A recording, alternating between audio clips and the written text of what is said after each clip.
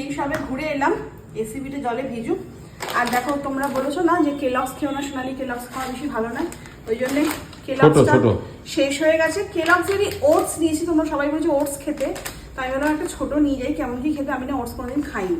তো ওই দেখো একটা ছোট নিয়ে এসছি।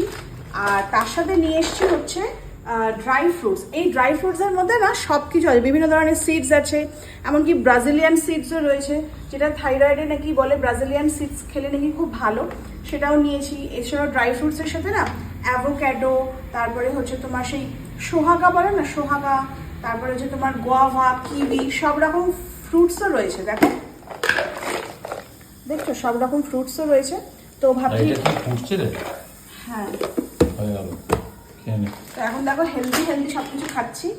আর সুবিধা অর্গানিক আর এটা আমি ইচ্ছা করে ছোট নিতে বললাম, যদি না মানে ভালো লাগে আবার চেঞ্জ করা যাবে। হ্যাঁ, তো বড় নিলে তো মুশকিল হয়ে যাবে তখন।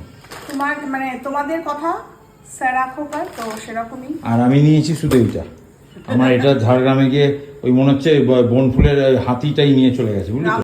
আজকে দুপুর থেকে এটা দেখছি, এত ভয়াবহ একটা দুর্ঘটনা দেখলেই গা শিউরে ওঠে। আর ভাবছি যে মানুষের জীবনের কোনো ভ্যালু নেই বলো। এখানে হচ্ছে কি আছে, এটা কাবলি ছোলা, শশা, রুটি, ঘিয়ে মাখানো।